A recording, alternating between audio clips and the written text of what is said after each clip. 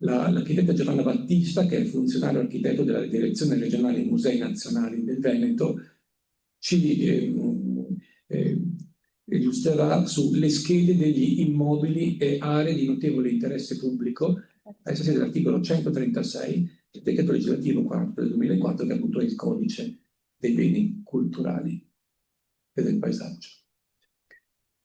Sì, non so, non ho capito bene perché visualizzo in questo modo, ma più che altro perché diciamo, le slide vengono un po'... Bisogna scorrere da un lato e poi andare giù, sì. Cioè, in realtà dovrei andare così. Sì. Ok, vabbè. Sì. Allora, buonasera a tutti, io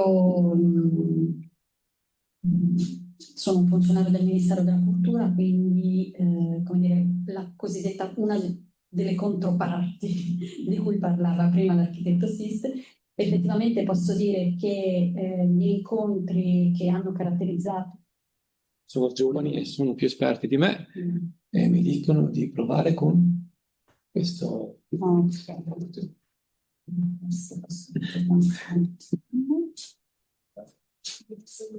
Ok, perfetto.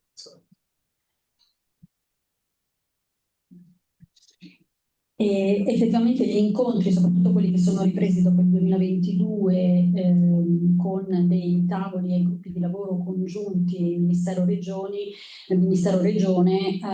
hanno visto momenti particolarmente effervescenti, però sicuramente sono stati degli scambi che hanno arricchito entrambi. Vorrei fare, diciamo, una piccola parentesi sul perché anche di tutta questa attenzione alla variante del PTRC con valenza paesaggistica. Siamo all'interno di un filone amministrativo che riguarda quello delle semplificazioni amministrative. Cioè, perché stiamo facendo tutto questo lavoro? Tutto questo lavoro in realtà lo stiamo facendo perché porterà a una semplificazione di tipo amministrativo per quanto riguarda le procedure relative all'autorizzazione paesaggistica. Questo è fondamentale perché la ricaduta è una ricaduta sul territorio molto importante, sia per i cittadini che hanno la certezza delle norme, come ricordava prima l'architetto Sist, perché come dire, le regole saranno tutte scritte e chiare per tutti, riducendo la cosiddetta discrezionalità anche tecnica a dei livelli molto molto bassi, e sia per le amministrazioni coinvolte nel procedimento, sia diciamo, per tutta la popolazione. Una volta che il piano sarà efficace in tutte le sue parti, la semplificazione amministrativa comporterà delle procedure molto più semplici e più snelle relative a quelle che sono oggi le autorizzazioni paesaggistiche. Il parere della soprintendenza non sarà più un parere vincolante, non so se state seguendo, ma insomma ci sono anche in prospettiva delle ulteriori semplificazioni previste per una modifica del codice dei beni culturali, con ulteriori semplificazioni per quelle regioni che avranno il piano paesaggistico.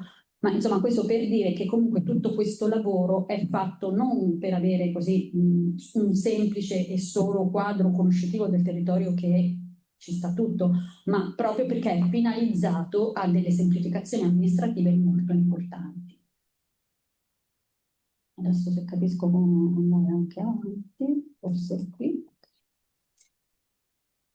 Un brevissimo quadro su quello che era il discorso dei beni paesaggistici all'interno del codice dei beni culturali. I beni paesaggistici sono elencati all'articolo 134 e ne abbiamo sostanzialmente di tre tipologie: quelli i cosiddetti 136 che sono dei vincoli decretati, adesso li chiamiamo vincoli in maniera così volgarmente vincoli, sono delle dichiarazioni di notevole interesse pubblico, cioè dei provvedimenti ministeriali o dei provvedimenti di carattere regionale di notevole interesse pubblico su beni e aree specifici del territorio.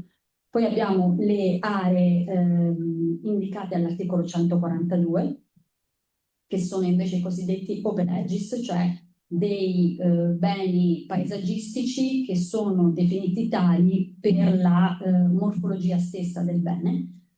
E poi ci sono degli ulteriori immobili che sono i cosiddetti vincoli di piano che possono essere individuati nella fase di pianificazione paesaggistica. I beni paesaggistici elencati all'interno dell'articolo 136, quindi quelli che hanno avuto una specifica dichiarazione di notevole interesse pubblico, sono sostanzialmente di 4 tipologie, che sono poi le stesse che ci portiamo dietro, tra virgolette, dalla legge 1497 del 39, sono rimasti sostanzialmente gli stessi. E quindi in maniera semplificata vengono detti 136 lettera A, lettera B o lettera C o lettera D a seconda della tipologia di bene che si intende, che sono bellezze cosiddette bellezze individue, le prime 2 lettere, e bellezze di insieme perché hanno un'estensione territoriale più ampia, le lettere C e D. La scheda cui si faceva riferimento è in realtà una scheda che è stata già tipizzata dal Ministero della Cultura con una circolare del 2011, quindi una circolare molto, diciamo, insomma, un po' datata, che dà delle indicazioni di indirizzo su come definire la scheda e su quali sono i contenuti specifici della scheda. Quindi all'interno di questa circolare ministeriale sono indicate le sezioni a cui faceva prima riferimento all'architetto Bonato, e praticamente abbiamo le sezioni, la sezione A, la sezione B e la sezione C, che sono quelle che poi sono state riprese all'interno della scheda di vestizione. Il processo di vestizione, adesso io qui ho preso un caso, ma diciamo studio, tra virgolette studio, perché mi faceva comodo avere un caso concreto. Il processo di vestizione è quel processo che guida la definizione della disciplina d'uso. All'interno del codice dei beni culturali si parla quindi di dotare i decreti di tutela paesaggistici di una specifica disciplina d'uso, che è quella che sostanzialmente si concretizza all'interno del processo di vestizione del vincolo paesaggistico, cioè della nostra scheda. Ho preso il caso della zona della Valpolicella perché il vincolo è uno di quei vincoli cosiddetti datati, perché stiamo parlando di un decreto del 1957 che ha una sua storia e soprattutto è uno di quei decreti che ricomprende un ambito territoriale molto ampio, perché ricomprende il territorio comunale l'intero territorio comunale di 5 comuni del nostro territorio, appunto. Il processo di vestizione è un processo che parte naturalmente da un livello di conoscenza molto approfondito che passa per vari step. Il primo è stato quello di una raccolta di documenti d'archivio, perché capite bene che dal 1957 è stato necessario ricostruire quello che è stato il processo di valutazione di necessità di un decreto di tutela paesaggistico. Un'analisi comparativa che ha messo in campo le dinamiche di trasformazione attraverso la comparazione di foto storiche e ovviamente una serie di sopralluoghi che si sono succeduti. La raccolta documentale è stata una raccolta, diceva prima l'architetto Sis, questo processo su tutti i 1100, non abbiamo ancora ben chiaro il numero, ma siamo tra i 148 e i 1152, perché poi vedrete che ci sono dei vincoli che sono stati sui quali sono intervenuti dei processi per cui li hanno tolti, insomma varie cose. Comunque la raccolta dei documenti parte proprio da dove sono nati questi decreti di tutela, quindi dalla raccolta dei documenti, dei verbali delle commissioni provinciali che hanno istituito questi decreti di tutela, con lo studio di quelle che sono state i valori riconosciuti all'interno di questi territori. E ci sono naturalmente, potete immaginare, delle storie interessantissime di scambi tra la soprintendenza, la provincia, i comuni, i sindaci che si scrivevano e che davano indicazioni e mettevano, diciamo, vincoli e paletti. In questo primo verbale, per esempio, vedete che i comuni coinvolti sono Fumane, Marano, Negrar, Sant'Ambrogio, Sant'Anna d'Alfaedo e San Pietro in Cariano. In realtà oggi il decreto di tutela della Valpolicella, per esempio, non comprende più Sant'Anna d'Alfaedo, perché Sant'Anna d'Alfaedo ha fatto un'opposizione a questo decreto di tutela dicendo noi siamo Lessinia, non siamo Valpolicella, quindi non vogliamo stare nella tutela paesaggistica della Valpolicella. Diciamo che oggi si sono un po' pentiti, diciamo, per questioni di marketing puramente, però di fatto la loro opposizione è stata accolta, per cui oggi Sant'Anna d'Alfaedo non rientra più all'interno di questo decreto. Qui ci sono poi le note dei comuni in risposta alla proposta di definizione. Qualcuno ha semplicemente detto va bene, noi non ci opponiamo, qualcun altro ha detto sì, noi non ci opponiamo, però ci dovete far fare questo, ci dovete far fare quest'altro, insomma c'è tutta una dialettica anche interessante. Poi la pubblicazione sulla Gazzetta Ufficiale, che è quella che definisce e che dà lo step dell'atto notorio, quindi della validità a tutto titolo del decreto di tutela, la pubblicazione di tutto il decreto e a volte anche di estratti dei verbali della Commissione, dove si indicano appunto i valori e le motivazioni del decreto di tutela. Perché valori? Perché poi, diciamo, lo rivedremo dopo all'interno della scheda. Qui, come dire, pezzi di storia, i telegrammi che venivano scambiati perché questi decreti fossero pubblicati completamente. Questo invece è uno di quelli, cioè è praticamente il lavoro di perimetrazione georeferenziata che è stato una delle parti finali di tutto questo lavoro di ricognizione. Voi dovete pensare che questo, per esempio, della Valpolicella è stato, tra virgolette, abbastanza semplice da perimetrare, perché il perimetro si attesta sul confine del comune, ma ci sono dei decreti che invece hanno dei confini descrittivi. Tutti quei confini descrittivi sono stati interpretati e quindi georeferenziati su mappa, che è stato anche, diciamo, particolarmente complesso. Quindi una volta raccolta tutta la documentazione d'archivio e verificate le fonti, si è passato poi a un'analisi di tipo comparativo con le foto storiche per capire che cosa, soprattutto su questi vincoli più datati, quali sono state le dinamiche di trasformazione, perché la tutela paesaggistica è una tutela di fatto viva, non è una tutela che vuole cristallizzare il territorio per com'è, è una tutela che vuole però accompagnare e governare quelle che sono le modifiche nel rispetto di quelli che sono i valori paesaggistici, che sono anche dei valori di tipo identitario per il territorio stesso. Dall'analisi comparativa delle foto storiche con le satellitari di oggi, naturalmente abbiamo potuto verificare l'esplosione di centri urbani, come l'esplosione dell'edificato di un edificato sparso, che è tipicamente italiano per la verità, però appunto un edificato sparso molto ampio, ma abbiamo potuto verificare anche come tutta la partizione agraria si è estremamente semplificata. Vedete dove ci sono zone con reticoli di campi disegnati a zone dove la semplificazione di questa matrice agraria è fortissima.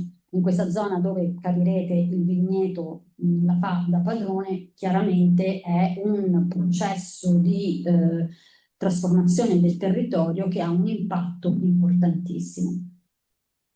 Ovviamente sono seguite delle ricognizioni con dei sopralluoghi, quindi con un'analisi fotografica attuale per verificare e valutare anche dal punto di vista percettivo sia statico che dinamico, quindi lungo strade particolarmente panoramiche o comunque lungo le strade pubbliche, quelle che sono le trasformazioni del territorio, e poi con tutto quel processo di georeferenziazione, cui faceva prima riferimento anche l'architetto Bonato, sono stati perimetrati quelle che sono definite come le componenti del paesaggio.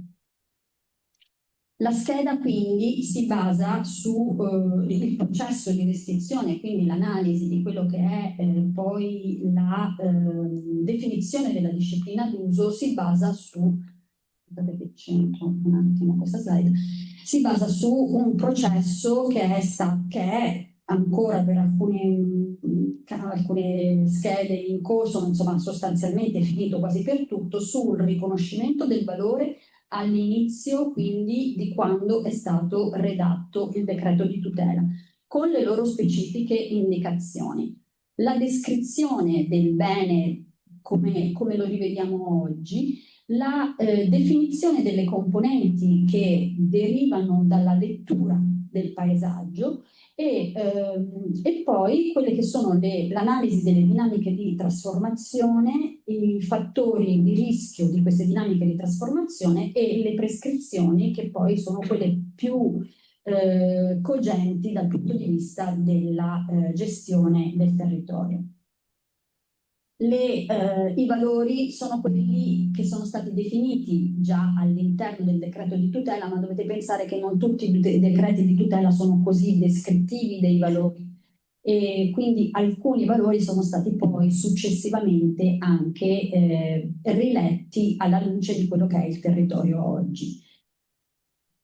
In questo caso vedete che le componenti, qui c'è un elenco, diciamo, di alcune di quelle che sono le componenti derivate dalla lettura del territorio. Ho evidenziato una componente così per avere un esempio più pratico, che è quella di parchi e giardini e ville venete, proprio perché se leggete il testo del decreto si fa specifico riferimento a ville e parchi. E per avere questo elemento che è diciamo, la componente viene inserita all'interno della norma generale ed è strutturata in questo modo. Come si diceva anche prima, c'è una descrizione della componente, c'è un'indicazione di quali sono gli indirizzi e quali sono le direttive, come si diceva, e poi ci sono le prescrizioni. Questo cosa significa? Significa che all'interno di quella che è la scheda, adesso vedete una graficizzazione della scheda che diciamo quasi come fosse una cartacea, che è quella che abbiamo elaborato con la Regione e che riprende le sezioni definite dal Ministero, dove c'è una sezione A con i dati identificativi, che sono quelli propriamente amministrativi, una sezione B dove ci sono i valori e i rischi, e qui sono elencate tutte le componenti che abbiamo letto nella fase di lettura del territorio. Queste componenti possono essere delle componenti che abbiamo letto direttamente all'interno del decreto di tutela, oppure possono essere delle componenti paesaggistiche che noi rileviamo oggi nella lettura attuale del territorio, e quindi possono essere delle ulteriori componenti che noi individuiamo. Ma nel momento in cui poi nella scheda abbiamo l'indicazione dei fattori di rischio e delle dinamiche di trasformazione, che sono tutte quelle che ci aiutano a capire in quale direzione e quali sono gli elementi critici di questo territorio, e infine una sezione C che ci dà la disciplina d'uso, quella propriamente utilizzata. La disciplina d'uso poi richiamerà nelle norme tecniche gli articoli relativi alle componenti. Quindi nel momento in cui noi individuiamo una componente all'interno del nostro territorio, di fatto questa componente si porta dietro tutti quelli che sono gli indirizzi, le direttive e le prescrizioni specifiche di questa componente. Questa lettura del territorio, che potete immaginare è stata particolarmente complessa e lunga per alcune schede con territori molto ampi, riesce però ad avere oltre alla lettura anche tutta una specifica di quelli che sono poi gli indirizzi, le criticità e anche le prescrizioni specifiche che devono essere adottate. Questo nella logica della